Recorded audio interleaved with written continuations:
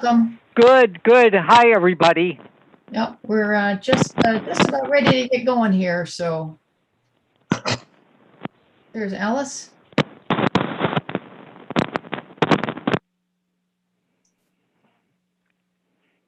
All right, well, we've got Alice. I see 4 commission members. We have Allison. It's 7 o'clock. I think we're about ready to go here. Let me ask just Allison and Alice, you guys need another minute or two?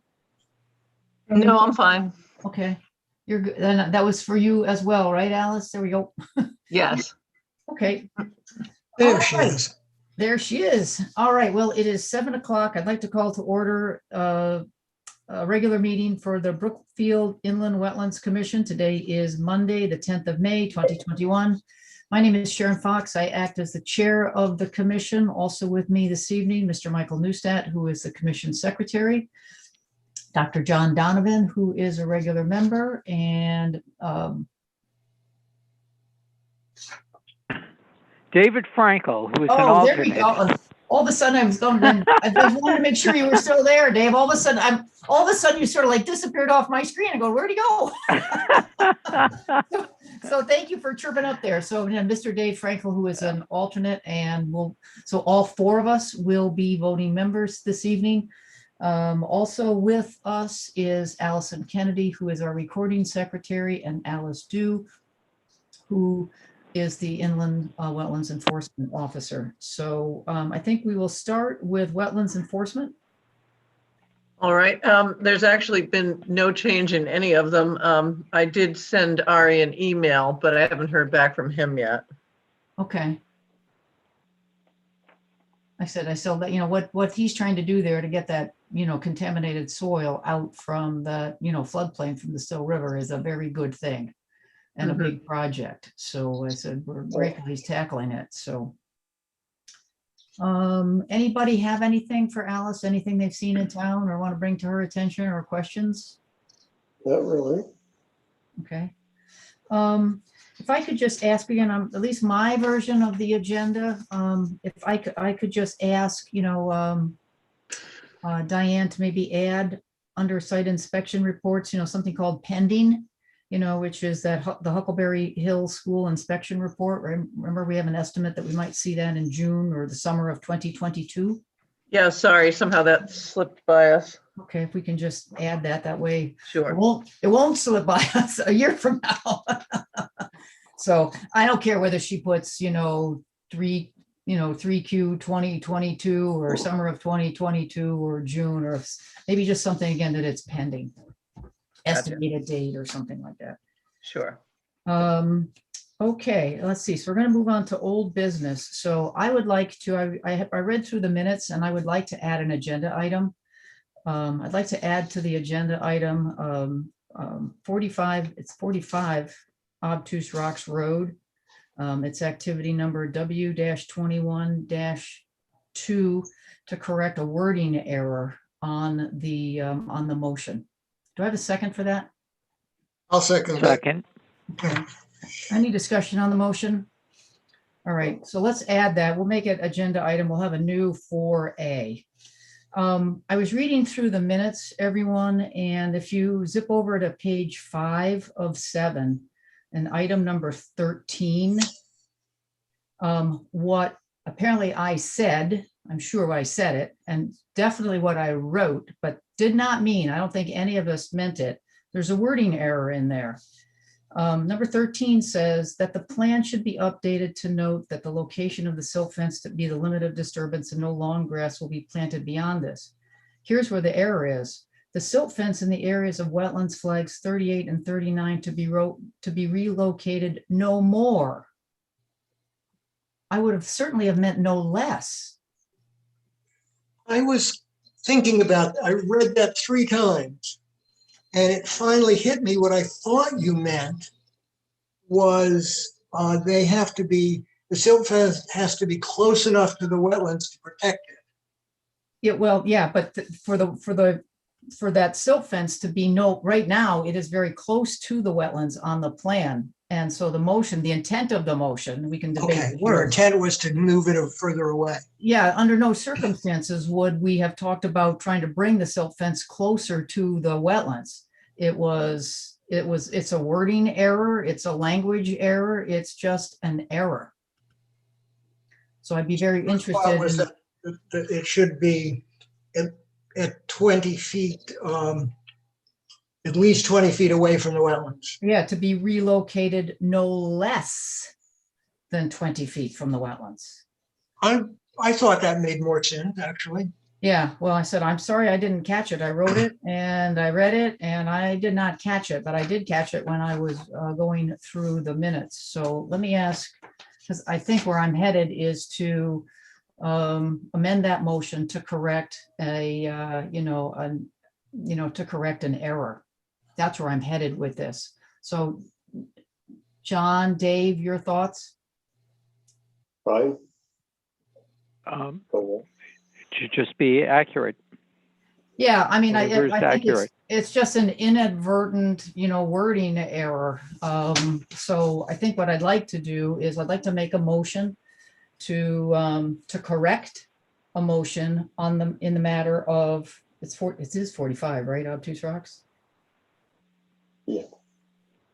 Right, in the matter of the motion made last week for 45 Obtuse Rocks Road, activity number W-21-2, to correct a wording error in stipulation number 13, that the final sentence should correctly read, the silt fence in the area of wetlands flags 38 and 39 to be relocated no less, strike the word more, add the word less than 20 feet from the wetlands. So Second. that's my motion. Does someone want to second that for me? I'll second it.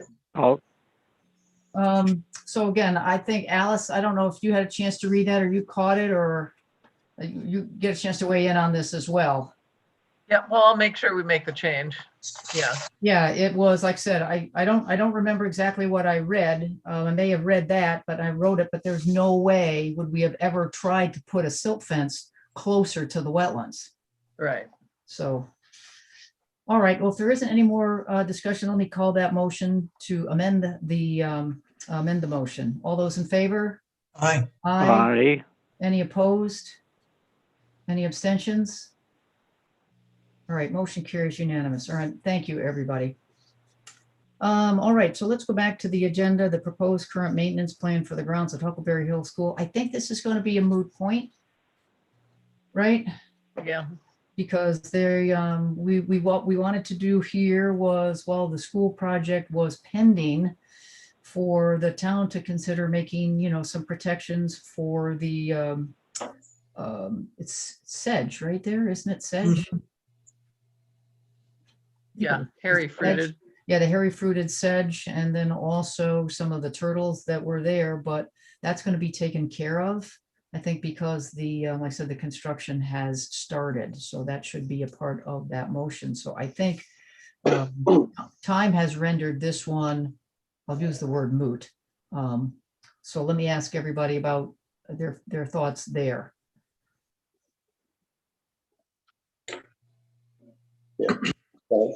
Okay. All right, well then, I don't think we need to make a motion here. I think I'll just ask the land use office. We can take this off the agenda and just have the minutes make note that it's no longer, I don't want to use the word relevant. I mean, it's relevant. I don't want that word. It's no longer, Well, moot is I would think would be the correct term. Okay. No longer applies. yeah, no longer applies. There we go, because it's being superseded Mhm. by the maintenance and the construction plan for the school. All right, so if we could just get that in the minutes. Thanks, Allison. All right, so that's going to take us to 1923 Station Road. So, and I think I saw a couple of guys that. Hello, everyone. My name's Earl Govan. I'm a landscape architect with Blades and Govan, and I'll lead us off. And Okay. I will turn it over to Steve Sullivan, our civil engineer, and then Chris Allen is here for comments as well as Alan Rothman and some members from the development team in case there's any questions for them. Okay, so just before we turn it over to Steve, I don't know, Alice, were we able to secure someone to do a peer review on the stormwater management? On this one, you're asking someone, yes, to do a third party review, and I just got the stormwater information from Steve Okay. on Friday. All right, And I tried one engineer and everybody's very busy. It's going to be a challenge. okay, I think Steve can Yeah. attest to that. Yes, that is true. all right. And I'll help out Alice to try to find some outside consulting engineers. Okay, all right. Well, thank you, Steve. We appreciate that as always. So, all right, well, I just wanted to check on that. So why don't you guys tell us about what we have, what you've got new. And then just before you get going, when I read the minutes, we're taking a look at that. We're looking for things like the construction sequence, or I think it's called work process. I know, Steve, you're going to talk about stormwater management. I think that was really just it from last week, right? I think we were discussing how the buildability and how we would build next to the Yeah. the wetlands, which kind of goes into. Right, the construction process and whatever. Okay, great. Well, And then I just wanted to get those, clear those, so we go not forget about it. So let's turn it over to, I think, Steve, you want to? I think it's going to be Earl. Here, right? I think I'll go first and then I'll turn it over to Steve. I'll run Okay. through some of the quick changes to the site plan, which are Okay. minimal. We developed them a little further.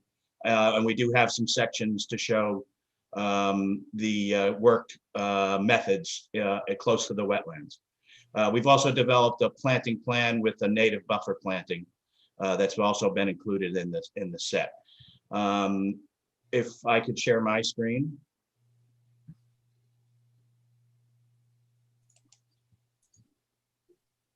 Let me just give Allison a chance there. You should be all set now to share your screen. Okay, let me find it. Let's see, here we go. Okay. Can you all see that?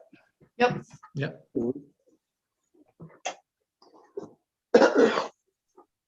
Okay, so we tried to clarify the plans. Now that we have more information, we've separated the plans out a little bit. This is an overall site plan giving the entire property with the area of the new development located in the upper portion of the sheet, the west side or the north side of the sheet in here. So this is the newer development. These 4 buildings are either existing or under construction.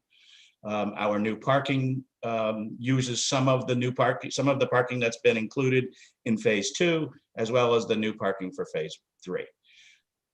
So that's an overall view. You can see that we've got the majority of the wetlands here that is not being affected by the project.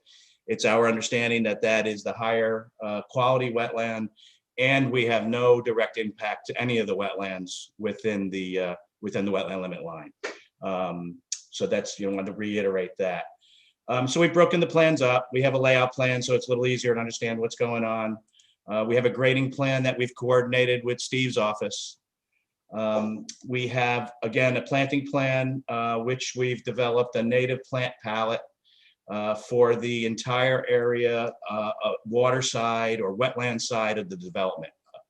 We will develop a further landscape plan with a little bit more of a foundation planting style within the development, but this is the buffer planting that's been developed in coordination with Chris Allen, our environmental professional. You have that there. You can see here that I believe everything there is native, non-invasive. And it is a very heavily planted border with larger material in an effort to really define the edge and prevent any type of future activity adjacent to the wetland, which we really don't have now. We have some scraggly trees, some just general lawn area, and some scrubby growth that's pretty easy to get. So the idea here is that we really kind of create a strong barrier and a defined line between the built and the wetland area. So, but behind that, you're looking at the 3-story building. I think you guys call it 3B, is that right? That's right. So I can definitely see the plantings there. Is that grass right behind the building? Is that what you're This would all be a cold season, native season mix, so not a cut lawn, but a native grass mix.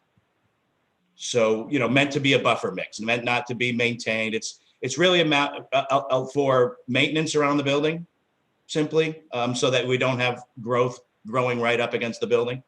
But we could either go with a no-mow lawn mix or with a native conservation mix. And I think we have a mix here that we've specified, the New England Erosion Control mix for detention in moist sites, due to the fact that it is pretty close to the wetland, that we thought that might be one of the better mixes to use.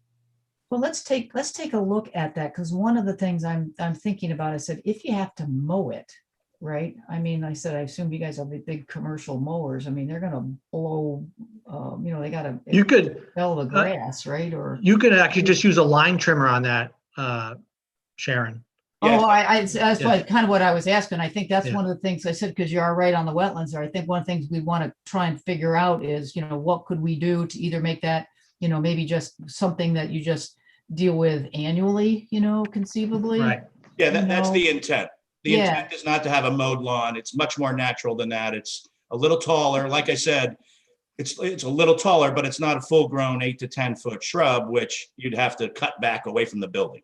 Yeah. It's meant to be a natural slope leading down to the wetlands and not a manicured lawn by any stretch. Right. And then something like I said that can, that would just, it just has the nutrition, for example, like I said, that Mother Nature provides. And we're not talking about, having to bring in, bags of nitrogen and phosphorus and all that good stuff that could then leach right into the wetlands. Right. That is not the intent. The intent Okay. is to have that entire area be naturalized. Okay, well, that's one of the things. Entire area between the roadway and the wetlands. Okay, well, that's one of the things I'll be looking for when I start reading the maintenance plan on that particular area, because you're sitting right on those wetlands. So, okay, thank you for that. Okay. And Could I ask a quick question?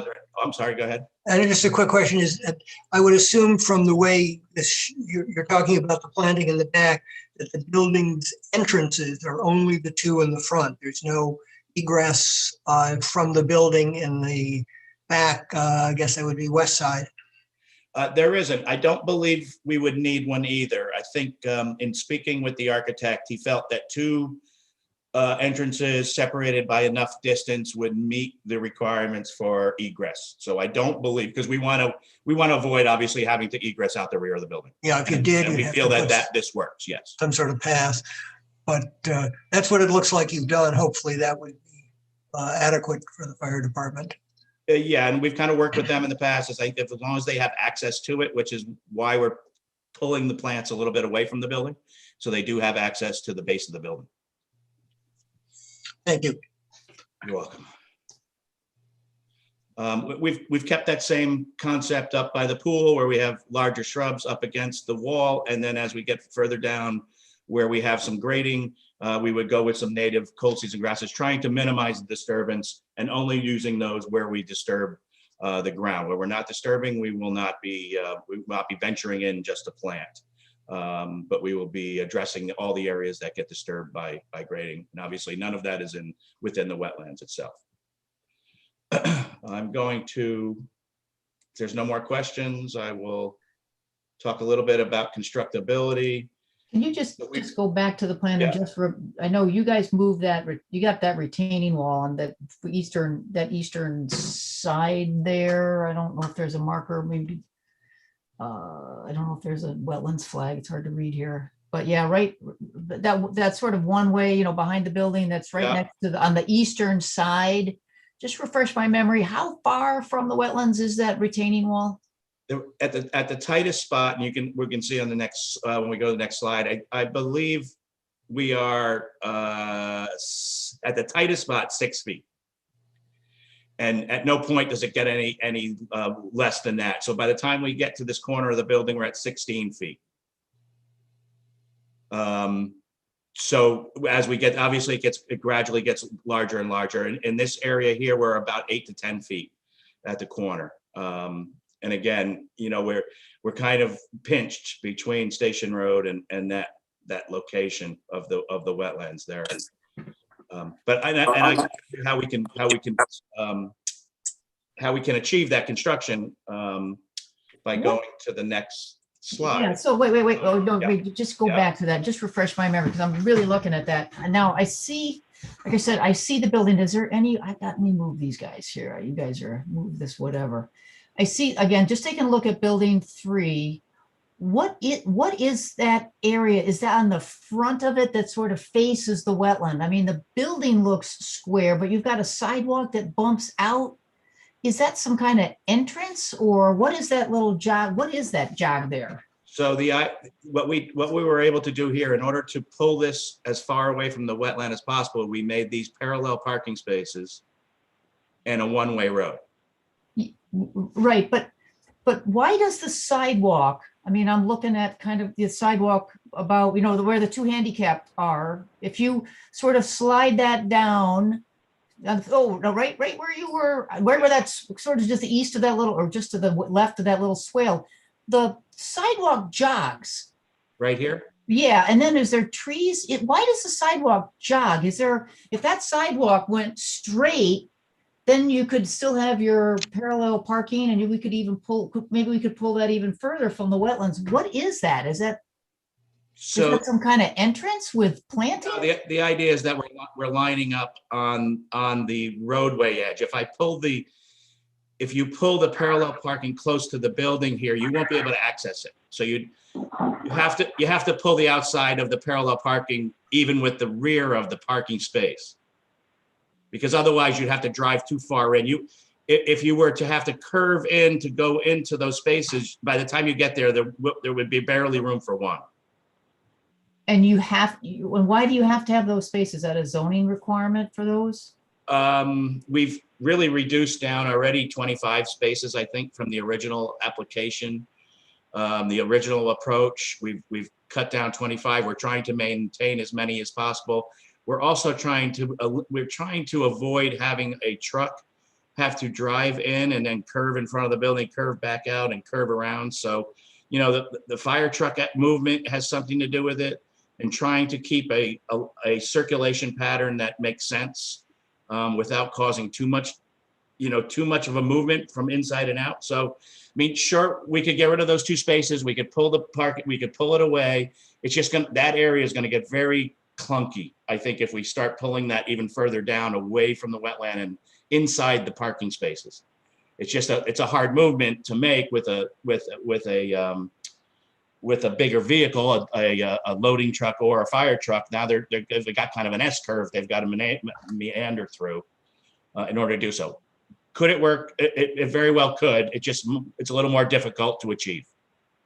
And what's the height of that retaining wall again? 5 or 6 feet, or? I believe it's 5, 6 maybe to the top of the surface of paving, but it's roughly 5 to 6. All right.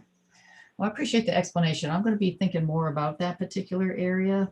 Like I said, is 6 feet, I mean, that's probably just barely enough space to get in and do the work that the guys have to do and not be clumping around in the maintenance. So I'm going to be there and thinking about that spot even more. So, but thank you for that explanation.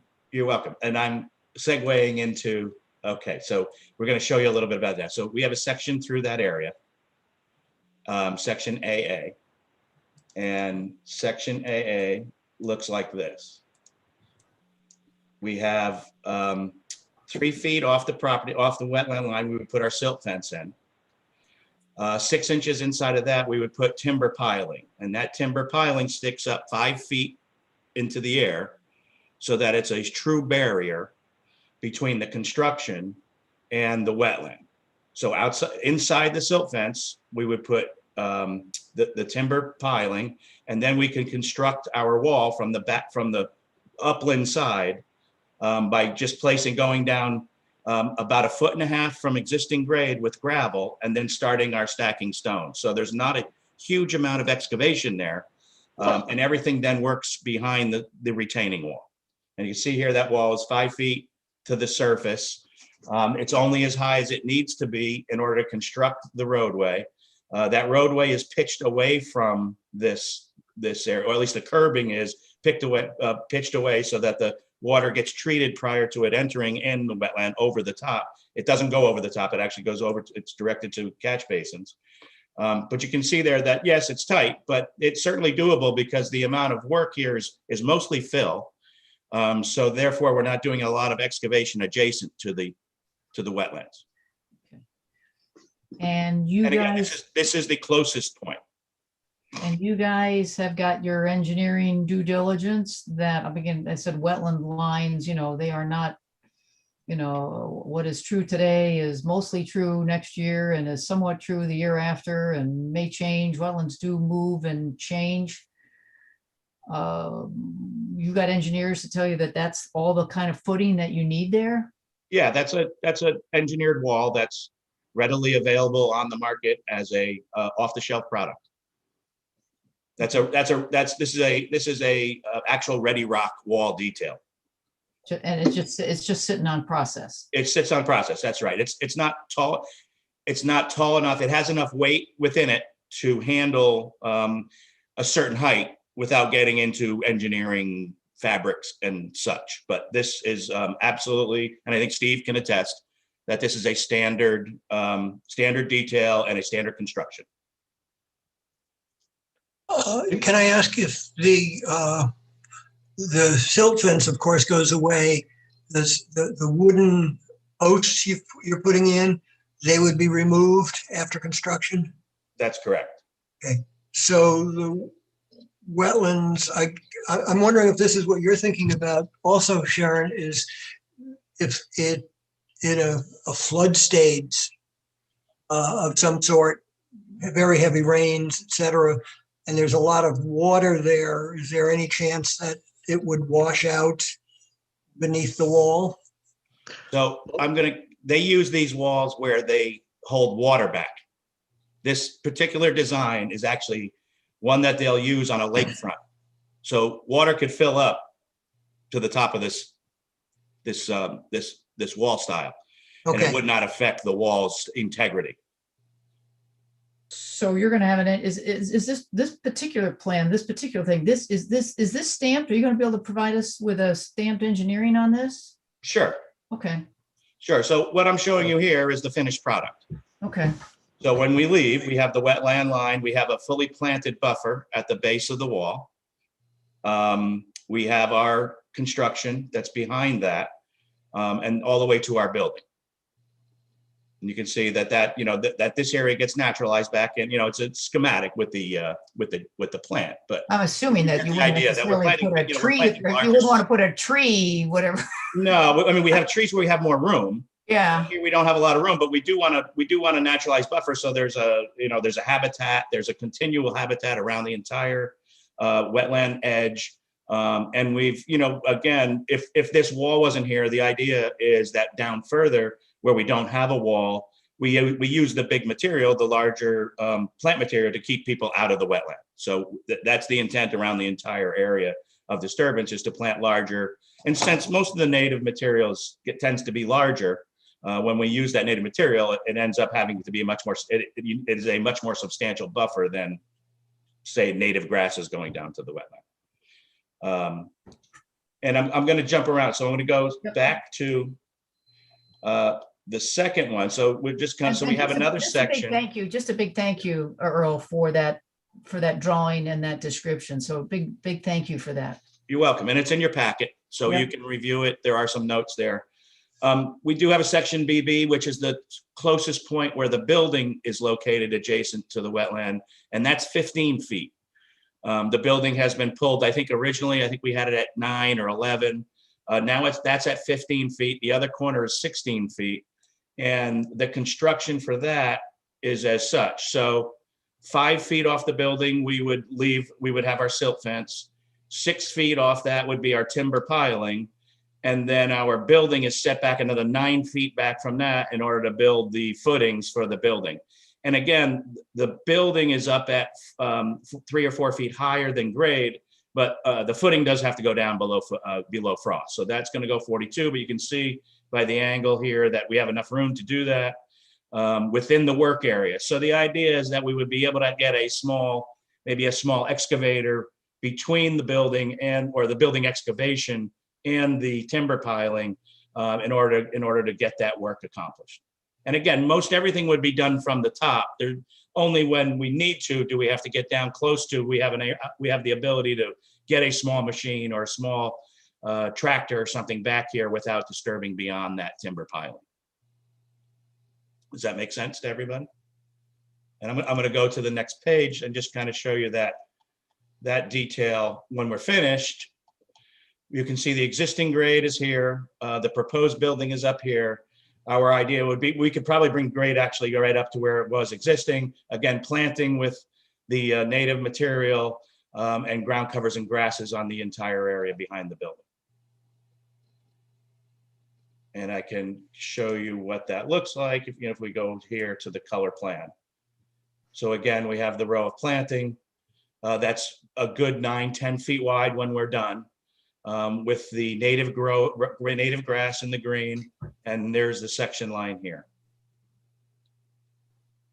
And again, we talked last week, these are existing trees that we're going to try to maintain. But there are a couple, I think there are 6 trees back here. They're indicated in these brown that would have to come out.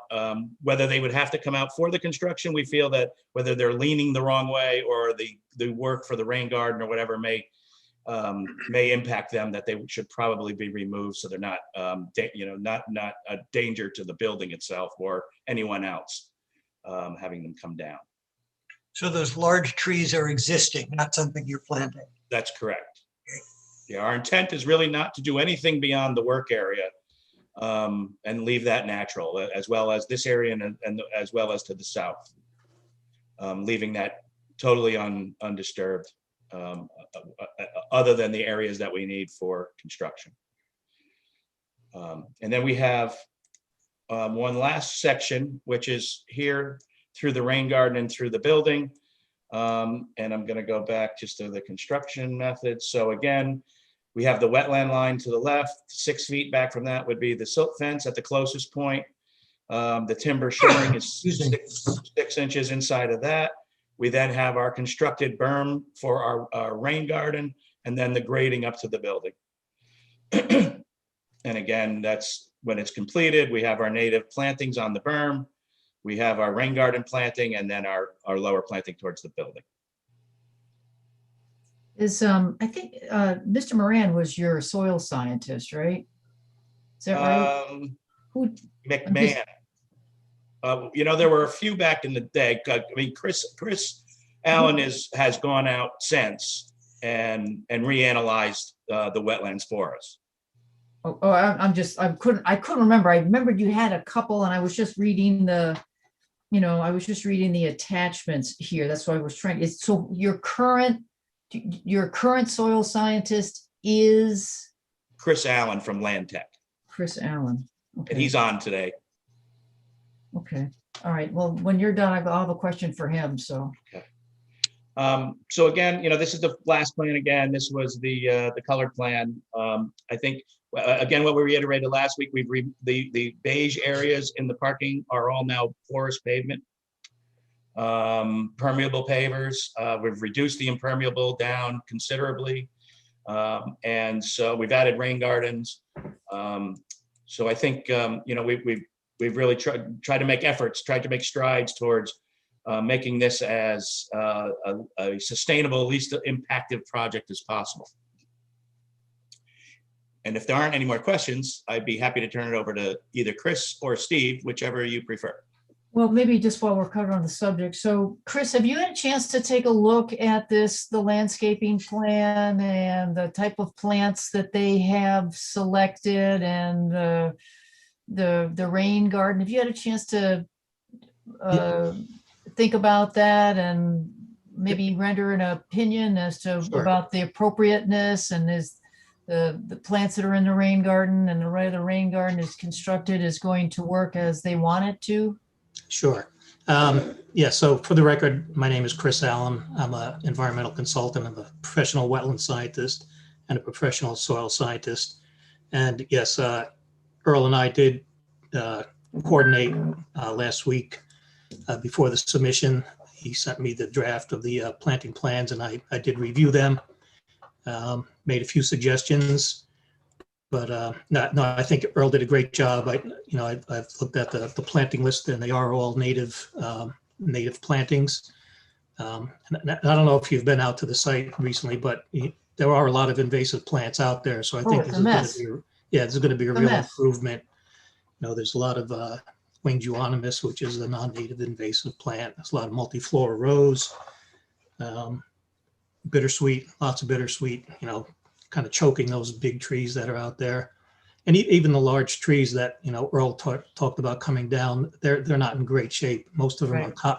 are cottonwoods, and they're fast growing trees. That's why they're so large in an area that's been disturbed.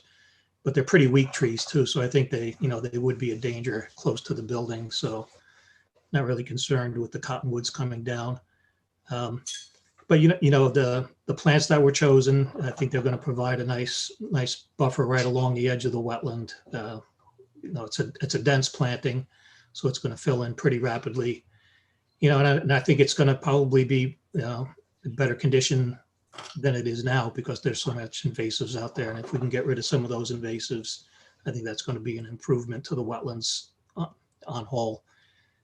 Same with the rain garden plantings. They're all appropriate plants for what's being proposed. Yeah. Can you comment on, I said the plantings there, I said for the, for the amphibians and frogs and turtles that might live in that area, do they provide improved either habitat or food source for the animals that might live in that wetlands? Can you comment on that? Yeah, well, going back, even a step further, I think the more preferred habitat for those animals are that large southern wetland. So I don't know if you remember. Yeah, I do. Yeah.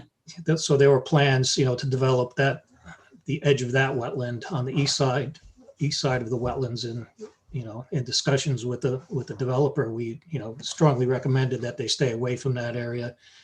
Because the wetlands and the adjacent upland areas there are really the more preferred habitat as you move north along that intermittent watercourse. Probably not so much preferred habitat because there already is a lot of disturbance in that area. Yeah. But needless to say, I think your point is with those plants that are going in there, I think it will be an improvement. It'll probably be a denser growth than is there now. Especially if you remove some of those large overhanging trees, you'll get a lot more sun down to the lower growth, and those shrub borders will fill in nicely. And they will provide some habitat, but again, they're going to be pretty close to the development. So again, I would think the preferred habitat is this larger wetland to the south. Okay.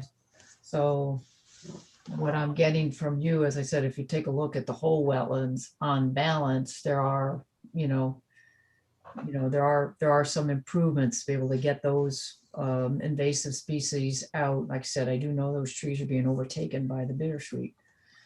That on balance, there are improvements to what is there today. Am I getting this? Did I get that? General? Yes. Yeah, that's exactly what I think. Yeah, Right. it's my professional opinion. All right. Well, thank you for that. You're welcome. Other questions, Michael, John, Dave, for Chris? No, All right. nope, I think it's been covered. All right. Thanks, guys. I think now we'll turn it over to Steve and let him, he's been evolving the stormwater management system, and he can review that with you. Okay. I'm going to turn this over. Can I be the host now, or?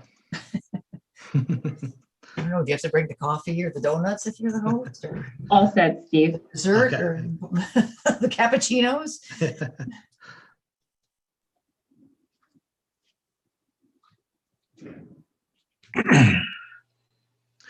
Okay. So at the last meeting, I gave details about what our stormwater management plan was. And just to reiterate a little bit, it's a series of underground galleries that will recharge the water quality volumes. And then when you get the larger storms, you'll get overflow into detention galleries. So since the last meeting, we basically just provided more detail in all the backup calculations that was submitted last Wednesday to Alice. And so now I'll coordinate with Alice and the reviewer, whoever that may be, to go over the system that we've designed. Also, we've advanced the erosion control plan since our last meeting, and we've come up with a general construction sequence on that plan. So we've delineated like where a construction entrance would be, which would be on the west side entrance here. We have catch basin silt sacks in those catch basin areas. But the bulk of the erosion control obviously is the silt fence, and we also have a wood chip berm. And I'm not sure if you noticed it, but when you look at Earl's cross sections, there's a note about a wood chip berm as well, between the silt fence and the proposed developments. And we've also delineated where the timber shoring would be, and it would, it's really going to be placed at the points of the development where it's the closest, it's the narrowest point. So we're starting over kind of near the pool area, and it's going to come around, wrap around behind building 3B and proceed to the south a bit until we get right about here, where we'll stop the timber shoring. And then those outside of the timber shoring would be the silt fence and the wood chip berms that we've noted on the plans. And let me zoom in here.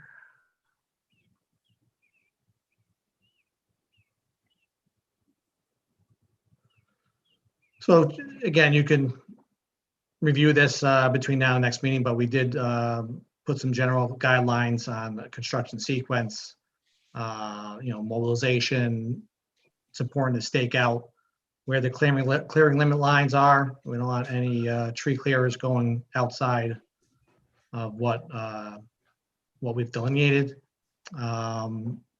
So after the trees are cleared, we'll have the silt fence and wood chip berms, construction entrance, timber shoring installed, and then we'll start stripping topsoil.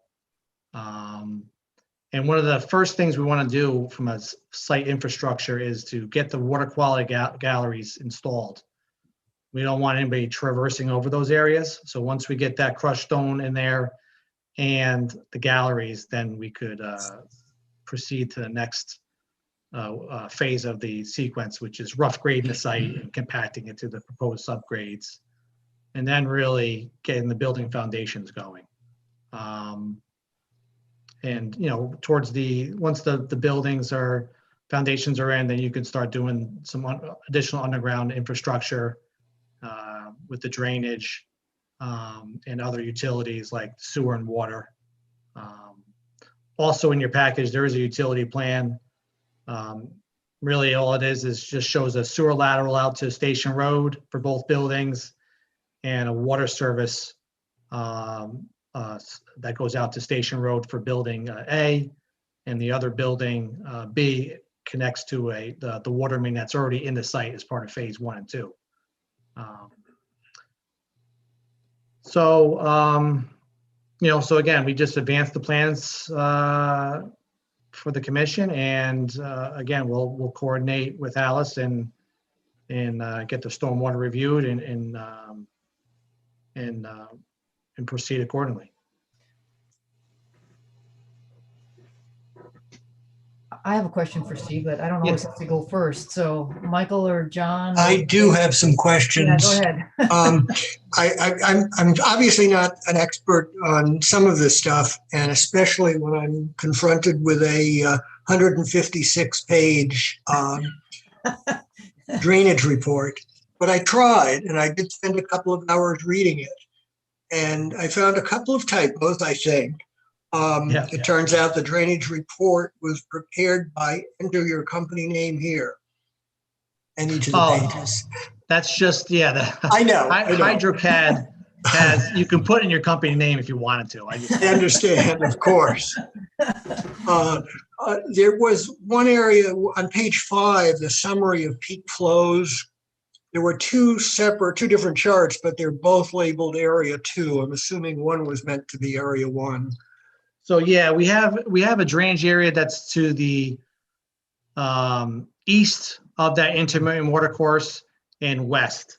And so we've analyzed the pre and post for both of those areas, and that's why, yeah, so that first chart is actually number 1, you're right. That's what I thought, but it does bode well that it appears that the runoff is less after construction Correct. than Yeah, the before. peak flow attenuation, again, that's through those underground detention galleries that, And that's, yes, and I'm learning more and more about that by reading this stuff.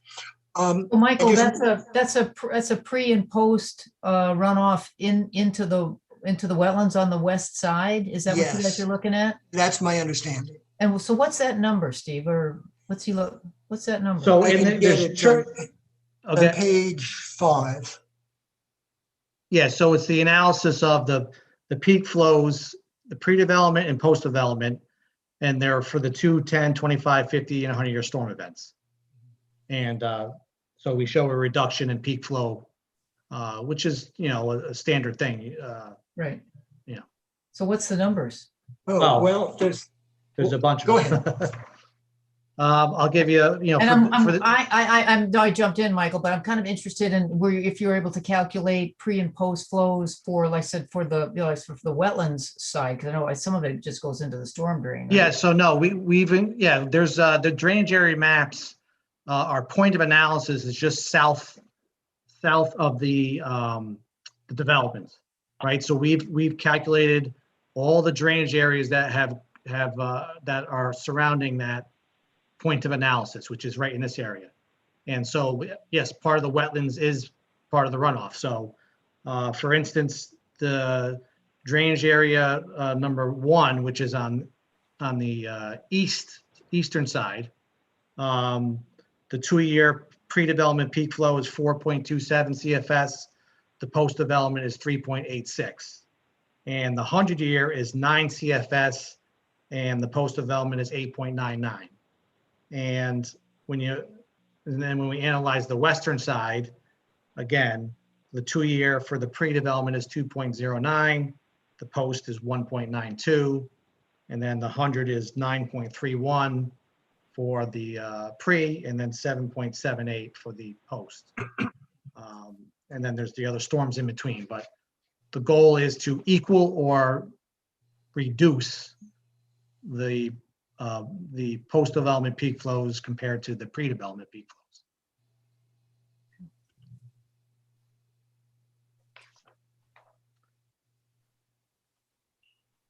Sorry, Michael, I know that. That's okay. You were right there, and that was one of the questions I had. Sure. So that's why I jumped in. I do have just one other item. Typically, and this is in the long-term maintenance procedures, typically when we ask for reports there for a certain number of years, I noticed on page 154 of your drainage report, you have a long-term maintenance procedure. Catch basins should be inspected for the first year every month and then every 6 months, but there's no time limit on it. Was it the intent that that be forever? Yeah, that's a perpetual type of situation. That's a perpetual maintenance situation. Every 6 months and reported to the town. Yeah. Sounds like a good thing.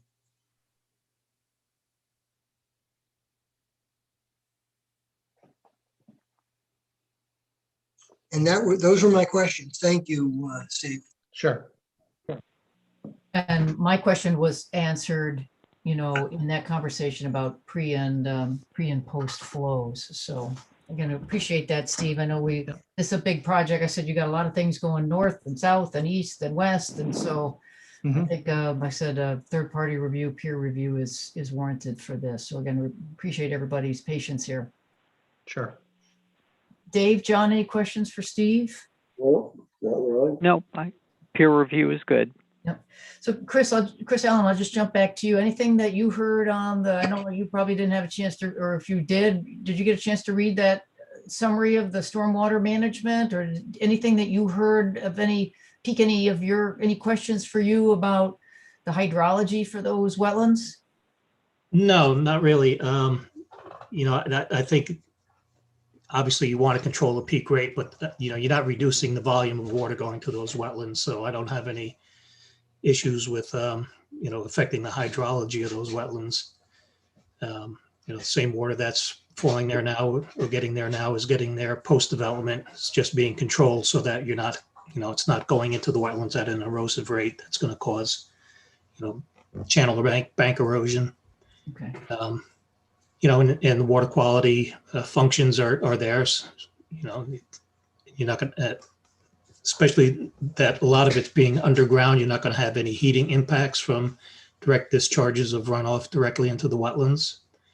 I think the other added bonus is you're now treating some of the runoff from Station Road, which was directly being discharged into the wetland, or is currently being discharged into the wetland. And now post-construction, there will be some water quality treatment involved with that. So. All right, thank you for that. Yep.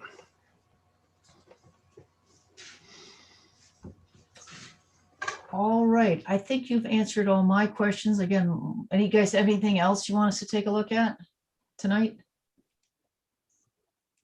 I think that's it on my end. Earl, you have anything else, or? I don't have anything else at this point. All right. Well, let me ask, I said, Michael, Dave, John, any open questions on your mind at this moment? Again, we're not,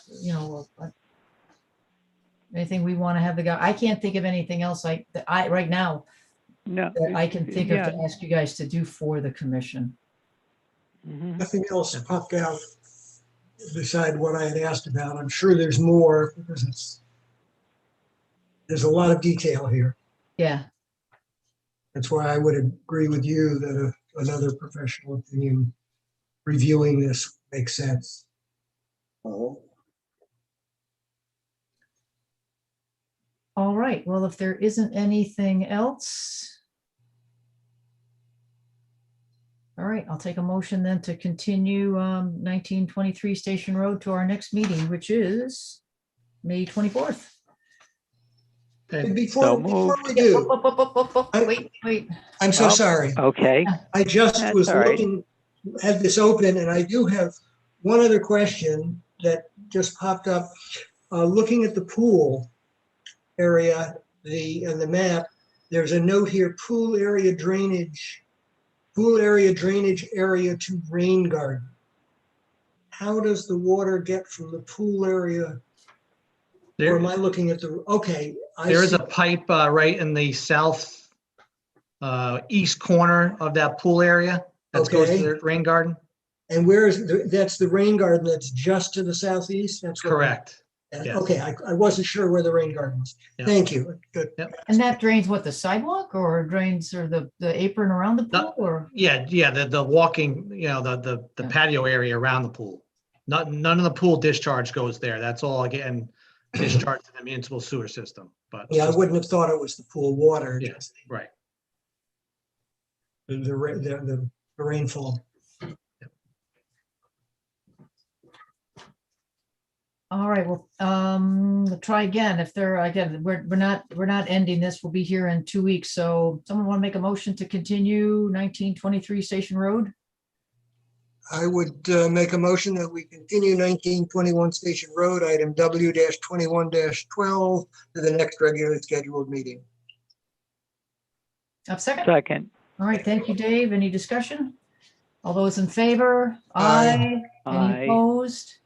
Any abstentions? All right, motion carries unanimous, 4-0. All right, Okay, thanks, gentlemen. We'll see you. Thank you. See you in 2 weeks. Thank you very much. Okay. Thank you. All right, that's going to get us to 128 Federal Road. And I did see Michelle. Anyone else here for 128 Federal? No, just me, Michelle Just you, McCoy huh? with Artel Engineering. Okay.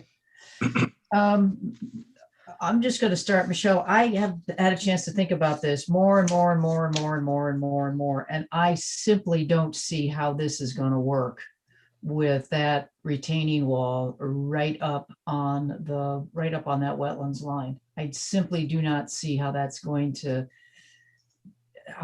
be done, how we're going to keep people from tramping through the wetlands. We've talked, you saw the application just earlier and a bunch of others. I have to tell you, I'm not seeing it.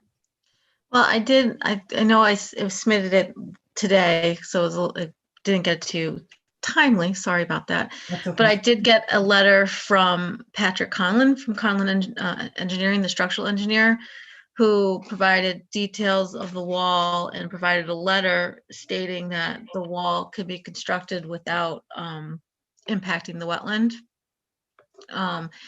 And kind of how it's the last application, it's a fill wall, so, and it's poured in place, so they're forming it. So before they do any filling or excavation of the site, they're going to construct that wall, which it's just forms, and you pour the concrete into the forms, and then it, hardens, and you take the forms off. So there wouldn't be any excavation to put the wall in, because it's, it's above grade, and then they're filling up against it after they put it in. So there should be no impacts to the wetland, and there'll be fencing on top of because it's a fill wall, so the wall will be up high and then the wetlands down low. So people can't get into the wetland because there's the wall, and there'll be fencing along that wall for protection for cars and people from getting into the wetland. Well, you're right. It came today and I did not have a chance to read it, but does this have like a construction sequence on it? He didn't give it, I don't have a construction sequence, but I could do I have a construction sequence on the plans, but I could do a more detailed if you want, explaining that in detail. We were just talking about silt fence. We were talking about, again, somehow they're going to take these forms down. You can't take them down from up above. Well, right, but we're not, in the wetland, we're outside of the wetland. So it's a person, it's just someone walking, and you basically just pull them off. They're not you're not bringing a machine in. It's it's all hand labor to put the forms together. Walking through the wetlands. Well, they're going to be along the wetland, but we'll have the silt fence, which demarks the wetland, so they can't go into the wetland area.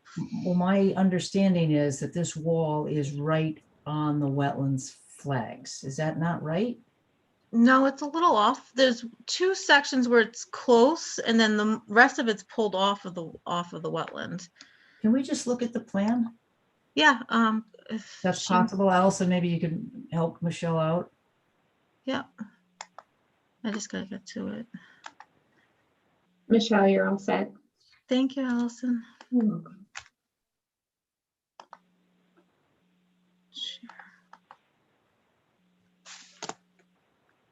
So there's 2 points where, sorry, I hit the wrong button. There's 2 points. You have the one here where it's tight, and then this point here, but I'm a couple feet throughout the back here, and it's tight here and here, and then it pulls out, pulls away. And then it pulls away in this section. So this is kind of the pinch point, is here and in this area. Where is the deepest point, or where the wall would be the tallest? I'm assuming it's about where you're pointing now. The tallest point of the wall is kind of right in here. Yeah. In this area, it's only a couple of feet. It's from that center, it starts to step down. But the tall part is about 8 feet? Yes, it's 8 feet. Yeah, that's what it seemed when I was in there. Mm-hmm.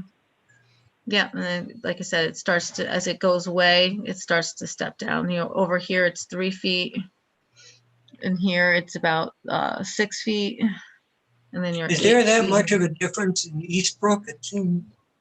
The Eastbrook is. Sorry, my mouse is a little. So the Eastbrook is way back here. Okay. So we're pretty far away from the Eastbrook, and the elevation of the Eastbrook is a couple of feet further down from the bottom of our wall. So the bottom of the wall is 304. Eastbrook is about 30. This is 302. So it's about 2 feet down from the bottom. Further down, okay. Mhm. You're saying is when you get further away from that highest point of the wall, it slopes up quite a bit before you get to the wall. Yes. So the way, so the back side of the wall on the wetland side, so you'll have the exposed wall so there'll be the wall, which comes up a little higher, so it acts like a curb, so none of the runoff gets into the wetland, so it gets into the stormwater, so it's treated before it gets into the wetland. And you're saying at that closest point, it's about 2 feet from the wetlands to the wall?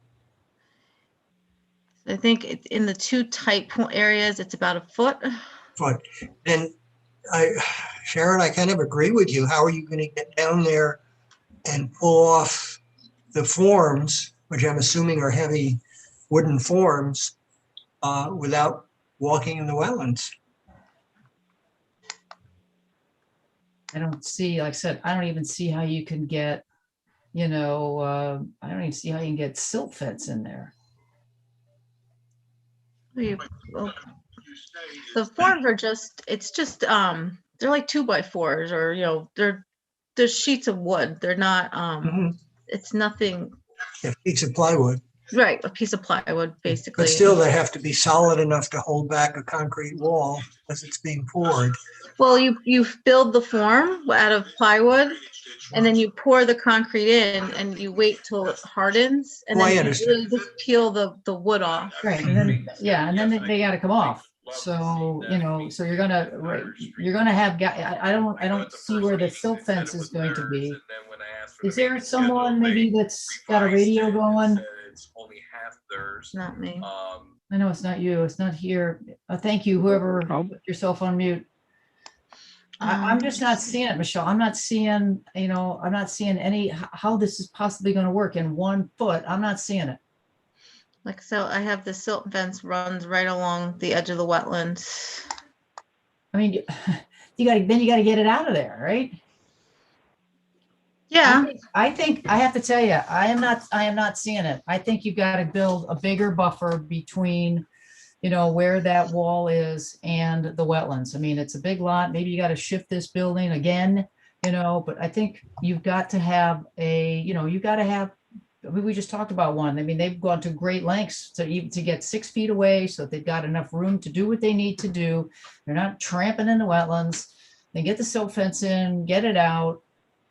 And that's where I am at. I think you've got some other options here that will not disturb these wetlands. I think there's some other alternatives here for you guys. Well, like I said, I did get the letter from the structural engineer who feels that the wall could be installed, and that's his profession, that's what he does, that it won't impact the wetlands, and they could be constructed and installed without disturbing the wetlands with that close proximity to the wetland boundary. Well, I will read it. But I said there's a standard here that I'll definitely take a look at it, but it's hard for me to see how that could possibly be. I said, how do you get the silt fence out? You got a foot. How are guys going to go get there? Get in there in a 6-inch piece. I mean, you got to pull those wooden forms off. You get in 6 inches. How are they going to do that? They'll have to shimmy. Well, I'm not sure about that. I'm not sure about that. Well, they've constructed, like, I know they brought up the point at the last meeting, like you build buildings and walls like in the city where you have tight constraints, and they're able to do it because you can't go beyond, because your buildings are up against each other. So when you're pouring these walls, you're right up against other walls, and it's feasible to install it that way, without disturbing that wetland. As like if you were in a highly developed area, you make it work with what the area you have. Did you get a chance to, or do you, can you just go over the landscaping plan for this again? I know, I mean, I've said what, maybe I should stop for a second. I've said what I want to say here. Let me ask Michael or Dave or John, you guys want to add anything? I know, Michael, you had similar concerns here. Mhm.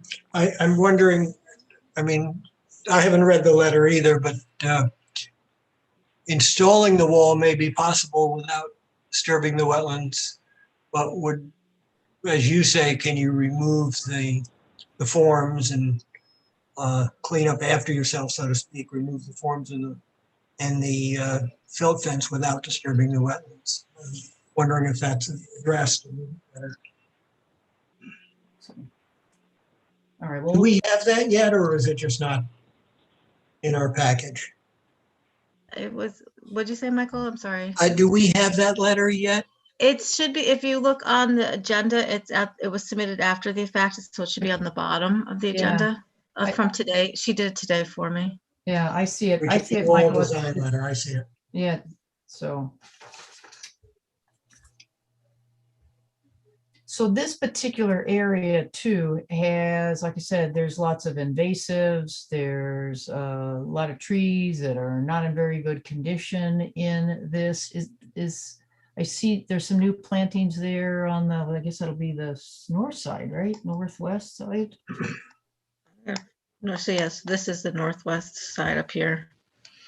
So Um, she's planting, doing all new plantings in here. And then we have, plantings obviously, in the islands and in this area over here. And what's preventing you from moving that building further east? So I think I discussed with you last time or a couple meetings ago is we have to keep, I'm getting to the right plan. You can never move it when you want to. It never does Sorry. what you want it to do, ever. So we have to be, we have to maintain, we have the 20-foot, the parking has to be 25 feet minimum from the front property line. So I'm right at 25 feet. Then I have the 24-foot aisle, the parking can't be any closer to the building than 10 feet. So I'm 10 feet to the building. And then, I have the drive aisle right along the building, ideally we want more of a buffer, but because of all the zoning restrictions, I can't move the building closer and, or the parking or anything closer to Federal Road. If I remember correctly, and I think I brought this up before and you were going to look into it, on another project further up on Federal Road, the developers went to the planning commission and got ZBA, permission to ZBA. move the parking closer to Federal Road by about I think it 5 or was 6 feet. ZBA, Michael. Zoning Board I of had to go to Appeals. the ZBA. Appeals, okay. Yeah, zoning board of Okay. appeals. Is that something you'd be willing to try on this project? And I'd would have give to- you could, even if you could bring the building and everything 5 feet closer to Federal Road. It's something I'd have to discuss with the applicant, with the client. Mhm. If you were to bring the building this way and bring everything, that's less fill, right, for the whole project? Slightly, we're still filling to get everything level and to Yeah. work. Yeah, you have to fill really from Federal Road all the way back, right, to your Right. top of your wall for this Right. project. Mm-hmm. Yeah, we had some wiggle room, so I was able to move. I moved everything about 3 feet closer to Federal Road already, 3 or 4 feet closer to Federal Road. Now we would need a variance to move anything closer. Right, We're at the zoning limits of Right. what they require. right. I think that's worth pursuing. My thinking at this moment. Okay. I just don't, I mean, I'll read the letter, Michelle, but I said, I just physically, I mean, I just can't see how this could possibly happen. You know? And I said, and you've got some other options. I said, I know your you know, the applicant, you know, has a particular interest in a particular size of a building, and also they want to have the drive-in lane. I definitely, you know, I understand that, but it may not work that way. So. Alright. But I appreciate everything you've done, everything you've done so far. And again, I appreciate that letter on the construction sequence. We'll definitely read it for sure. So is there, I can't remember, maybe refresh my memory. Is there anything in this application, I said, about some of the trees that are in, I said, on the Eastbrook side in that area? Like I said, there's a lot of them that I know, I kind of remember there was a couple big cottonwoods in there, but there's a couple others that are there. As I remember, there's some bittersweet, there's some trees that are not doing very well in that, again, I think would be the southeast corner. Yeah, we didn't note anything on the plans, but you know, I can note it to, you know, for the invasives to be removed, if, you know, if that's something, you know, that we'd have to go into the wetlands to, you know, to do that work. Oh, yeah, no, I understand that. I said, I think there are definitely invasives in there. I said, I think there are some trees that are stressed. Okay. There's There's not a lot of trees in there. It's very. not a lot of them, No. right, Mhm. there aren't a lot of them, right, and Mhm. so, you know, I mean, you know, yeah, there are not a lot of them there, and whatever is there is not in very good shape right now, so. No. So, okay, well, do you have anything else for us? I know we've had a good conversation here, so. No, I think that was it. I did submit the landscaping plans that you're looking at. I did submit. Okay. These are the updated ones, so those were submitted as well with that letter. Okay. Yeah, that planting plans by A2, is that the one? Oh, dated March 14th, revised May 7th, right? Yeah, Abigail updated it for me. Great, thank you. All right, we'll take, so that's this that we're looking at. Yes. Okay. Correct. All right, well, that's my thinking right now. Dave, John, anything you know, what would you like to add? No, I think it's been covered Okay. as far as I can see All or right, hear. so. All right. Well, I said, that's my thinking. I think there's some value in looking at a variance, bringing that back from the wetlands. That just adds to the safety for the wetlands. I said, it's more like things that we have done in other places here to make sure the wetlands are not harmed. I'll take a look at this landscaping plan again. Maybe you guys could take a look at, you know, that other area there, those other wetlands. Are there any things that, you know, that might make that what is ever there better, Okay. you know? And we'll be here in 2 weeks. Okay. All right. Yep. All right. Thanks, Michelle. Really appreciate it. Oh, no problem. Thank you. Have a good night, Okay. guys. Thank you. Dog a pat on the head So for long. me. All right. Someone want to make a motion to continue 128 Federal Road? So moved. All right. Thank you, Dave. Someone wants to second Dave's motion to continue it? Second. All right. Thank you, Second. John. Thank you, John. Yep. Any discussion on that motion? All right. Okay. So all those in favor of motion to continue 128 Federal Road, aye. Aye. Aye. Aye. Any opposed? Any abstentions? All right, motion carries unanimous. All right, thanks, everybody. All right, so now we've got 33 Vale Road. I see Mr. DeSantos is here. Yes, I am. All righty. Let's see. I think last time we were here, we were trying to understand, you know, we were maybe going to ask Alice to give you a little hand about the GIS map so that the four of us could see where the wetlands were on this property. And then you were going to take a look at maybe letting us know exactly what you wanted to do in terms of where the paving was and the trees that you actually wanted to take down. That's what I recall. I'll open that for others' opinion, but There was no paving. It's not planned. or gravel, I don't gravel, plan to right? do any. Yeah, I don't plan to do any asphalt paving in there. Right now, it's just to clear a section on the right along the side of the borderline where the upland review area is, in order for me to get a truck and trailer in there and be able to turn around inside of the property.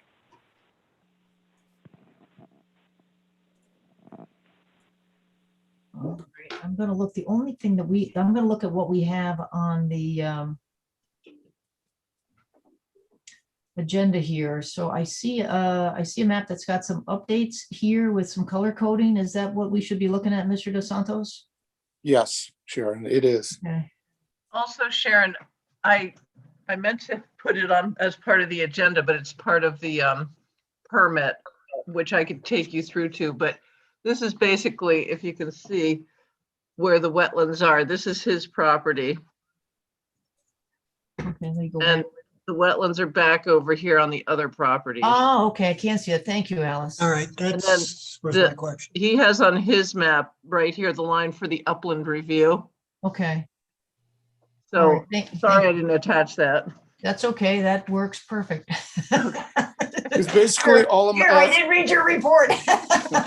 I've done that before. Basically all I'm asking is just take a strip of 5 feet down, and just so that I can get, like I said, just one truck and trailer, be able to turn around inside of the property. And I took out the trucks that would like to park on that area, and instead I put some boat trailers in there, so that it won't cause any harm to the wetlands. Okay, so I don't know, Michael, John, and Dave, you guys can take a look at this. I did look at it. He is asking to remove just about half of the trees in the upland review area on his property. I guess my question is there would not be enough turnaround room if you moved just a few feet out of the upland review area and left those trees? Could you not? Trucks couldn't make the turn? Now, you see the way that I'm coming in with the driveway on that triangle area, and the Okay.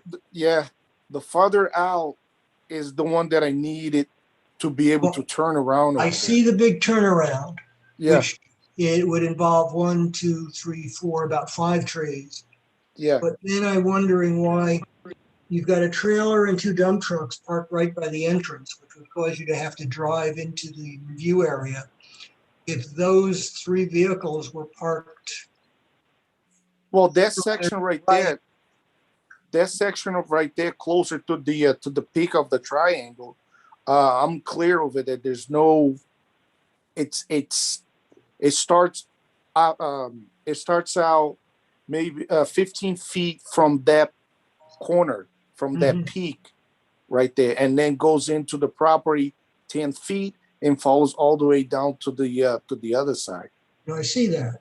But I was just wondering if you moved those 3 trucks right by the entrance further into the property, you might be able to save 4 or 5 trees that are inside the review area closer to the entrance.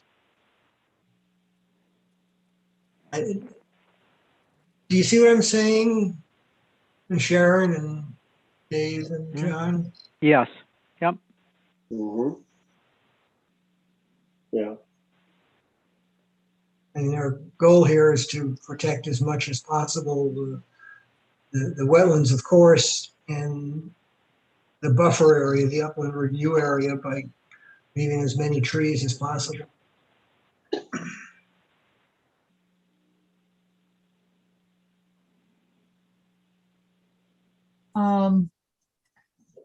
These trees are what? They're about, Alice, they're about what, about 50 feet from the wetlands?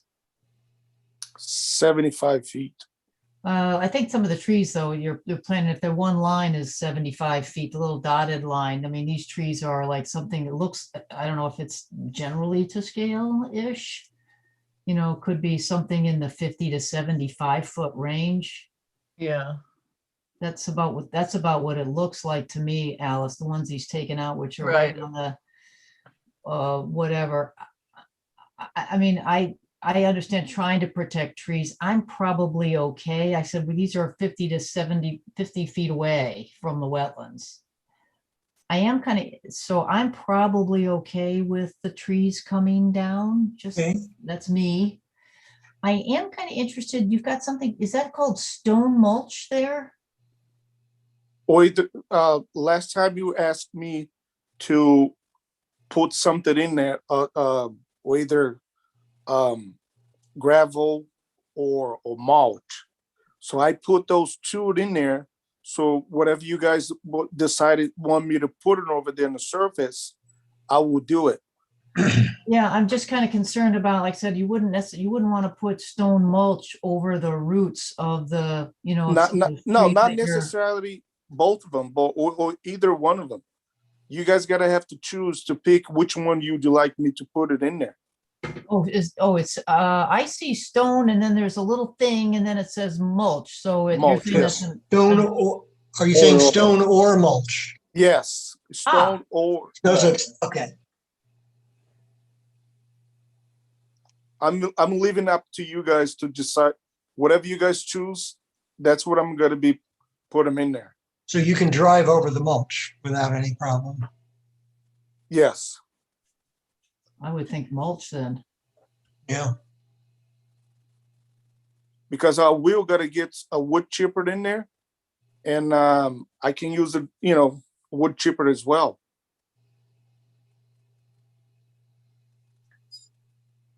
Yeah, now again, driving over tree roots is not, is not healthy for them. But can you give us some, I mean, is this something you're gonna have to do? I'm kind of worried about the trees. You might lose them if you're driving over. Do you have any idea? Is this something they're gonna be the roots gonna be driven over once a day, once a week, twice a month? It's probably what's gonna happen is it's only one big truck and trailer Yeah, that I have that I need to do that turnaround over there. yeah, And that particular truck only goes out when there's a big movement of machine yeah. to do. But in the winter time, I right around January, I go to the south and I'll shut the company down, and I won't be back until March. So basically, that truck is going to be driving in there, I would say tops twice a month. Yeah, I Sometimes said, okay, twice, yeah, okay, so twice a month-ish. yeah. Okay, And last year I haven't done that truck set for a year because due to the COVID, we haven't done any much work, and the work now cut down to 30%. So we haven't done as much work as we used to, and that truck, I'm putting twice a month, but it's gotta have a month that truck the truck and trailer just gotta sit there. I will be doing the work with the smaller guys, with the smaller trucks.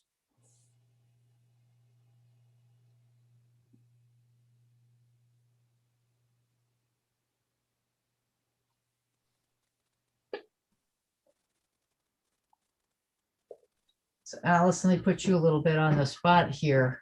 Because I know you stared at this a little bit. With your forestry major here, any insight for us? Well, I haven't actually been to the site to look at it, Okay, but yeah, I don't think it would be terrible for the wetlands to have those trees taken down. Things are going to fill in anyway eventually around it. okay. So I don't think it would be too detrimental to anything. Yeah, and he's parking the trucks far enough away, where I said the inevitable happens, right? Hmm. Things leak, right? It's inevitable. Yeah. That's a concern. So I'm kind of with you. That's where I kind of am, you sort of hate to lose trees. But I mean, they're far enough away. Like I said, they're 50-ish feet, 50 plus-ish feet. It's actually 70 feet Well, from the wetland. some of the trees, particularly up on the right-hand side, up by where your B trailer is, those are, those one of that's probably closer to 50. So, but you're right, as it tails down to the left, yeah, Yeah. you're in the 60 to 75 foot range. And then that big trailer, it's a boat trailer Uh-huh. that the boat is got to go to the Kenwood Lake during the summertime, Yeah. and it just sit there empty. It doesn't get the boat back in it until December.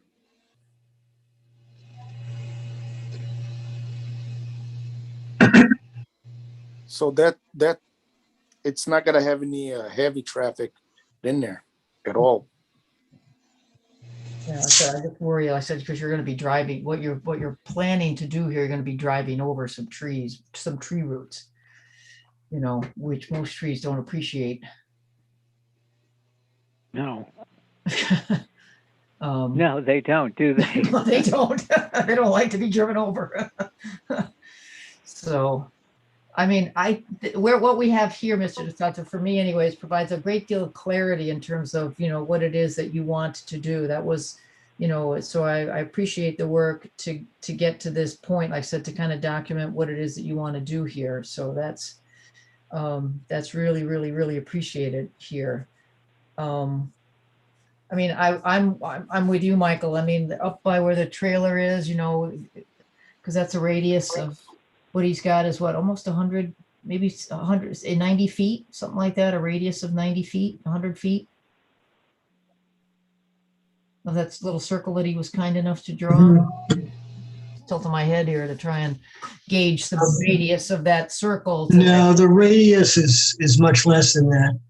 Just doing a quick measurement of 56. It's probably about 50 feet radius, 100 feet diameter. Oh, okay. I was just trying to eyeball it from the 155 foot lot line. Yeah, So I was just trying to. that's the eyeball right number that. for the Okay, diameter. yeah. So I mean, it'd be great to save a few, but I have to tell you, I think I'm okay with this. Okay, I hear you. So what would does this map have like a date on it someplace, or to make sure we get the right one, I guess? Is there any sort of marker on this one that you're Yeah, aware if you of? go down to the bottom, this was prepared by Ford, Mr. DeSantos, by Rodegam Land Surveyors on 12/1/20. But obviously it's been revised recently. Yeah, maybe we could describe it as that map, the one that was, the one that was shown with the color coding for the pickup trucks and the dump trucks and the tree inventory. Maybe we could add that to the documentation to make sure the ones that I sign when I get over there is the right one and everybody understands what it is that we agreed to. Maybe something like that. I'm open to suggestions. Sharon, I could, when I get to the office tomorrow, put revised 5/10/21, Okay. and you could refer to it as that. Yeah, I mean, I think we could probably describe it in the motion, that it was this plan was updated, it was shown in the meeting, and I said it, Yeah. the color coded and the tree inventory, just to make sure there's no misunderstanding. As well as what you're, what you could do for it tomorrow.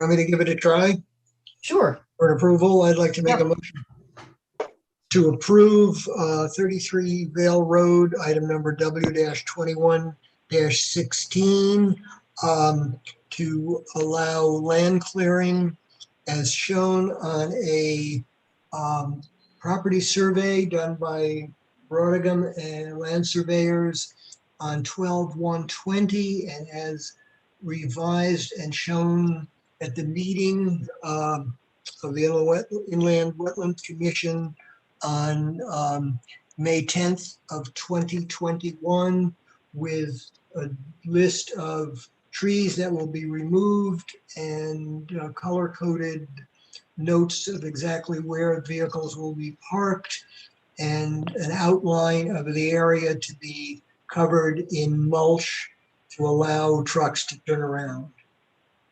This motion would be subject to all the usual stipulations to be effective the day after publication. I think Did that's that it. cover it? Yeah, I think so. Someone want to second that? I'll second. Okay, so we got a map. We take some trees out. We put some wood mulch in. Mhm. I think that's it. Any other discussion? All right, all those in favor? Aye. Aye. Any opposed? Any abstentions? All right, motion carries unanimous, 4-0. Thanks, everybody. All right, Thank you. Mr. Thank you, Mr. DeSanto. DeSantis. Thank you, guys. All right, take Thanks, care Alice. again. And Good yep, luck. Yep, everything is always, it's always trickier and we have to do everything remotely. So again, we appreciate you work, Oh, yes. yeah, we appreciate the conversation. We appreciate getting to an understanding of what it is you'd like to do there. Okay, and also, who's gonna be coming in there to inspect once the work is done? Alice? Yep. Okay. Yeah.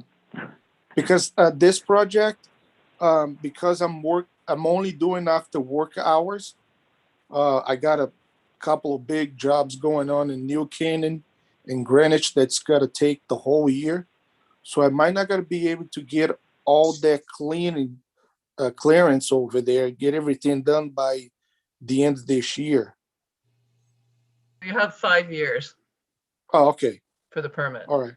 It's because as so far right now, it's taken me the whole month just to do 10 feet of road over there. Wow. So I got another 50 to 60 feet to get there into the property so people can actually drive on.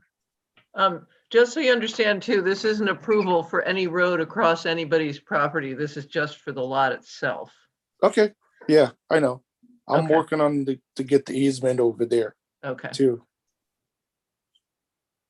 All right. good. All right, everybody. I think we're all set. All right. Again, that takes care of, I said, everything that I have on old business. So that's going to take us to new business. We've got 6 Hollow Oak Lane. Is there someone, I see Mr. Keen, is that right? Yes, hi. Hi, Sharon. I appreciate having you here. So, Again, Howdy. so anyone else with you? Is it just you tonight? there might be Rob Salmon with American Dry Basements. He might be on on one of the calls. I'm not sure. All right. Well, let's take a look at your application here, and then you can tell us, maybe you can give us an idea of what you are trying to do here. So we'll just look at your application here real quick as it comes up. Excuse me, I'm Rob. I am on, just to let you know if you have any questions. I'm sorry, Rob, sir, your last name? Salmon like the fish. Okay. That's good. ALMON. All right. Sorry to interrupt. No problem. All right, so we got an application here. So let's see, I'm just taking a look. You got about an acre of property, it looks like. Now there's an area here called disturbed wetlands and total wetlands, and those are blank. Is there, does anybody know the answers to those questions? What do you mean blank? On the GIS? Yeah, well, if I'm just Oh, looking on at the an application. application, yeah, I'm just looking at the application. Like I said, we Oh. can see someone has typed in 0.98 acres. We see disturbed linear feet of water course is no, and we're seeing disturbed wetland area, and it's blank there. There's no data. And then it talks about total wetlands on the property, and that's also blank. Is there some reason? for They're that? not, in the ones that I'm looking at, Sharon, it actually says 0 disturbed wetlands, and 0 Too. linear feet of water course of the 812, 0 disturbed. Oh, well, you know what I did? I made a mistake. I think I grabbed the wrong one. I did. Yeah, no, it's I made a pretty mistake. Thank you. complete. I made a mistake. I grabbed the wrong one. Okay. Yeah, and I filled out that form. I mean, No, it's either complete. correctly or incorrectly, but I filled it out. All right, well, that is my error here. I said we have a soft copy, so I just grabbed the wrong one. So that's 0. Now, there's a minor issue that with the way this form, which obviously was filled out online, we can't get to the last few lines of the description. Okay. Oh, yeah, cut it was an off. online application. Yeah. I think I'm sure it's all there. information. Maybe you can fill us in with the purpose of something is to prevent water rising and filtering the crawl space during, and that's where it ends here. Yeah, moderate to heavy rainfall. Okay, I figured it'd be a line or two. Yeah, so no, so there's an end, we have a crawl space, we don't have a basement. There's a small entrance at the back of the house to access the crawl space. It's a little well area, so it's a little lower than the crawl space and level itself, about 2-3 inches. And what happens is that fills up and eventually it can let water into the crawl space. It's not a lot of water. I have, a temporary sump, sometimes pump out that water to prevent it to get into the crawl space. It takes it out within 10 seconds. It might go on again in 15 minutes later. So it's not a lot of water, but it is water inside the house. And we want to get rid of that. We want to stop that from happening. So what we're proposing is to install a French drains around the interior perimeter of the house. And they're connected to 2 sumps. And then the sumps are going to bring the water out to a discharge pipe that leads to a dry well. And that dry well, I'm looking at the GIS map, the right one. So that's I'm trying to figure out how far from the wetlands or how far from the property line is that? So the main house, I think, from what I'm told, is about 60 or 60 something feet from the wetlands. But there's a little porch there to the rear. But that point of exit, where the line comes from, that corner of the house, I think that's about 60 feet from the wetlands. Yeah, give or take. Okay, so the 3-foot deep vented dry well filled with washed stone is about 30 feet? It would be about 60 feet away from the house, right to the wood line. Yeah, I'm trying to gauge the distance to the well, in this particular case, like I said, it looks like the property line. Is it going to be like, it looks like it's about 30 feet to the property line? Yeah, it's a little bit, I mean, it's purely arbitrary. There's a little fence to our rear garden there that has a gate, and I'd like to get that dry well to the west of that, so that we're not stepping over a dry well. Yeah, and keep in mind this water that's being pumped out there is it's groundwater. It's not anything, disturbing to the, to the soil or anything like that. Is that the boundary of the wetlands pretty much on your property line? Yes, yeah. I mean, I gave some square footage of wetlands on our property just because it looks like that pattern seems to overlap our properties. It seems to me, though, that the dry well would be within the upland review area. So there would be disturbed upland review area to put in the dry well and the drain. Right? Yeah, I wasn't sure about that terminology. I didn't understand what that meant. Well, I thought it was upland to the school.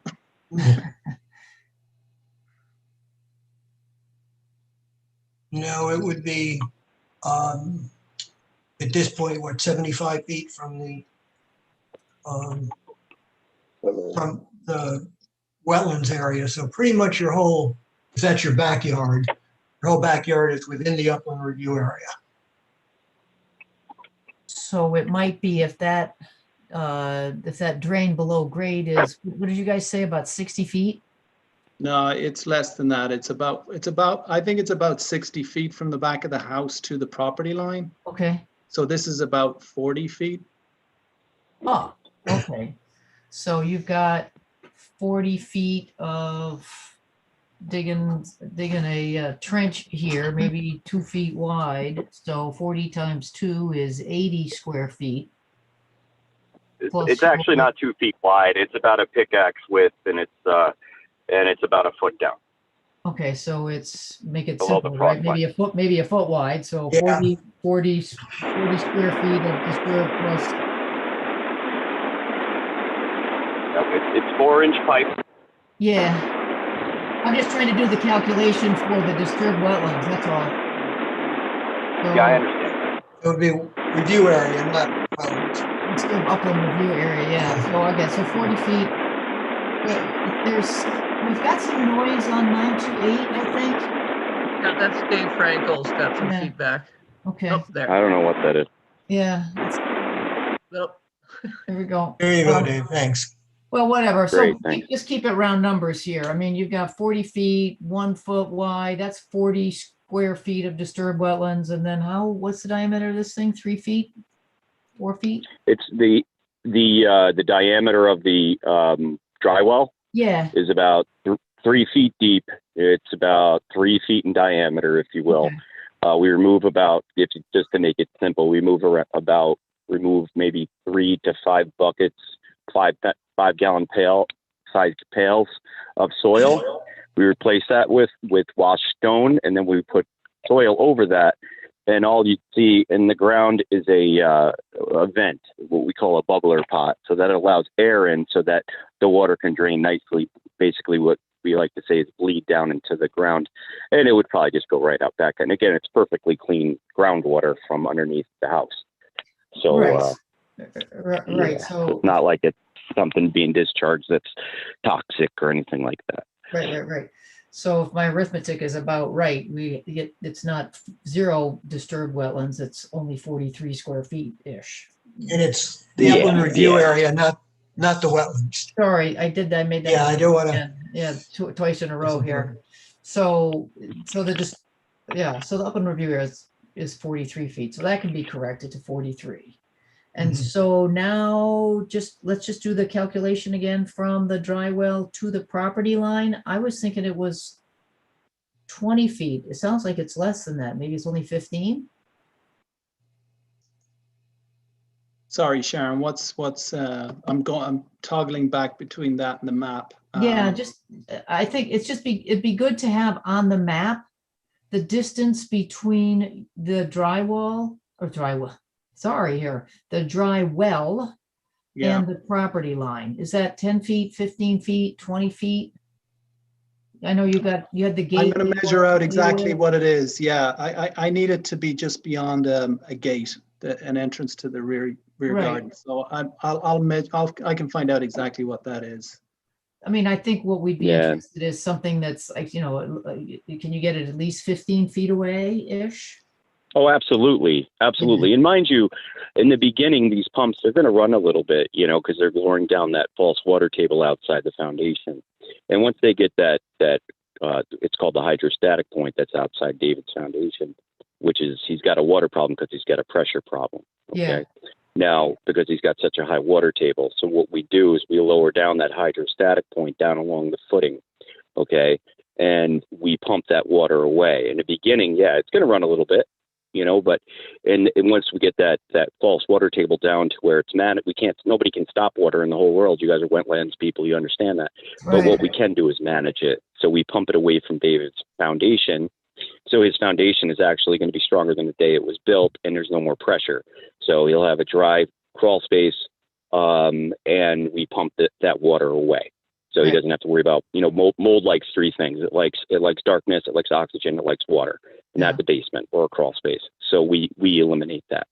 We actually treat his basement for mold when he's done, so he has a nice, healthy family, and all is done. And again, in the beginning, we're lowering down that false water table. We're getting rid of that false water line, and then once it's all managed, then it's not going to run that often. It's not like it's pumping water all day long, you know?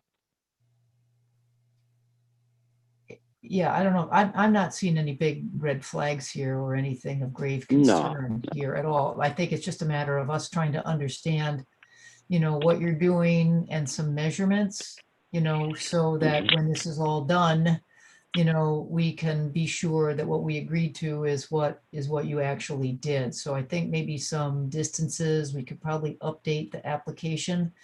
Now, usually in these GIS maps, that little squiggly green line is a tree line.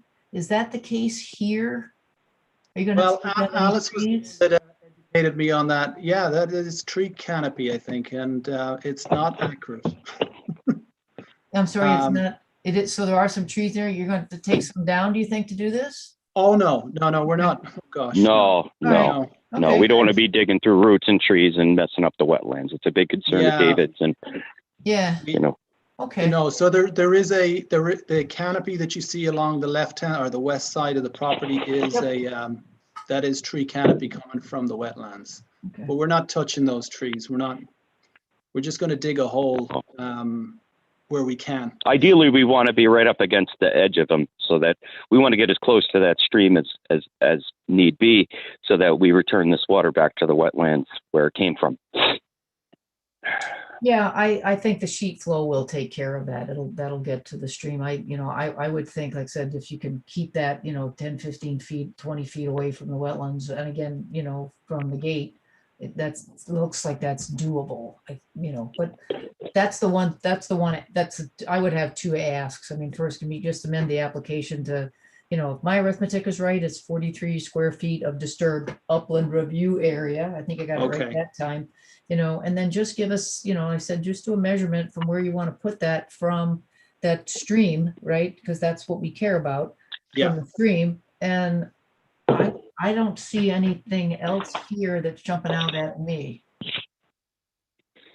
No, it's pretty cut and dry. It's, we've installed 30,000 basement systems in Connecticut, and we are located in Brookfield, Connecticut, and we're respectable of the town that supports us with a business, and we want to keep doing business there. So, I'm happy to help David and get him a solution to his water problem. Well, Sharon, just one quick question. Is there a minimum distance from that stream that we need to maintain? Can you get 10, 15 feet away? Do you think you can get 10, 15 feet? I gotta get out the tape. I think so, but Okay. I gotta go and get the tape out. Okay, well, We can put it wherever you feel comfortable with it. It's down on the ground. Again, it's going to bleed down about 3 feet down and back into the soil and away from David's house. So you just tell us where you want it, and that's what we'll do. Yeah, well, I said, I'm just thinking that just in general, I said 10, 15 feet away from the stream. If you can do that, if you can't do that, Well, I do appreciate the gate. Just let us know what that distance is. I will. Yeah. I think it's at least 15, right, David? I think your tree line from the stream is at least 15 feet, if I'm remembering correctly. So I'm just go an through his engineer. yard. I'm going to measure it. Yeah, do it. Yeah. You're more technical. I'm technical too, man. David's a smart guy, builds skyscrapers, So. Well, I'll find out the distance. Okay, I said, I appreciate that you said, we're just trying to make sure we understand where it's going to go, I said, because that's what we would approve, something that has some distances on it. Measure it as best you can. That's my idea, 10, 15 feet away. I'm not too worried at all about the water and the quality. It's basement, so it's hard to imagine that you're going to end up and create an erosion problem there. No. I'm just not, that's another, sometimes, particularly with some storm drains, that's what we worry about. And now you got silt flowing into the wetlands. I don't see that. You're not cutting down any trees. I'm not seeing anything besides, like I said, maybe just tune up this application. I said, maybe correct the 0 to the right number, 43-ish, maybe. And then just give us the distance. And I think I'm okay with this. Oh, great. Great. Thank you. So, Dave, John, Michael, anything from you guys?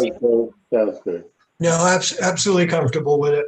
Okay, now since state law gives 2 weeks between an application and our ability to make a decision on it. So we got 2 weeks to maybe get those two pieces of information. And we'll be here in, we'll be here in 2 weeks. And I said, I don't see anything, that it's gonna get in the way of this. Yeah, and mind you that everything is guaranteed for the lifetime of the home and it's transferable. So God forbid we did have an issue. We're not going to run away. We're right in Brookfield on Delmar Drive. Yeah. So, if there's a problem, we're going to fix it. So, Yeah. Well, I'm sure Mr. Keene's more interested in that. I said, I don't see any chance for erosion. I don't see any. I don't see any problem. Anything like that, so. Oh, Yeah, I don't think there's going to be a problem, but God forbid, you never know. So we're not running away. We'll take care of it. As I said, and I appreciate that, if something that no one could foresee happens and now we've got an erosion problem, then that is something that we'll be interested in finding ways to fix, so. Well, we would nobody take wants care of that. it, that's for sure. Yep, Nope, things happen, life happens. yep. Yeah, we've learned that for sure, right? Darn right, my Yeah. goodness. God All right, bless us. All right, so someone want to make a motion to continue 6. So any questions, any other questions for us? Did we lose him, Mr. Keene? Did you? Nope. Mr. Keene is still here. Okay. All right, well, if there isn't anything, I'll take a motion to continue this application to our next meeting. Oh, all right, let me just do it, make it easy. Oh, I'm sorry, I was reading something. Okay, Go ahead, Sharon. I'll make a motion to continue 6 Hollow Oak Lane. It's activity number W-21-18 to our next regularly scheduled meeting. And I'll second it. All right, any discussion? All those in favor? Aye. Aye. Any opposed? Motion carries unanimous. All right, thanks, everybody. We'll be here in 2 weeks. You guys want to join us? It's easy. Like I said, it's always better than anything on TV.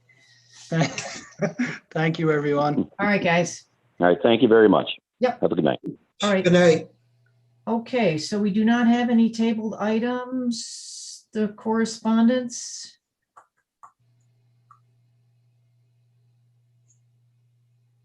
For the first item, we have not received any response back from Municipal Building nor Malone and McBroom. So I will reach out to them again. Okay. Thank you for that. Treating the pond, amending the zoning. Nothing there. So I think that takes us to the minutes from our previous meeting. So I said, I read them. I think they are correct as did happen. Anybody else find anything that they wanted to note? Well, with your correction, they're correct. Well, I think what is on the minutes is what happened, Michael. I said, Okay. I do believe that. I mean, because I went back, I said, I don't remember what I said. It's hard for me to imagine that I missed it, but I might have. But I did look at the draft that I sent over, which I think they used for the minutes, and that error, that inadvertent error is there. So,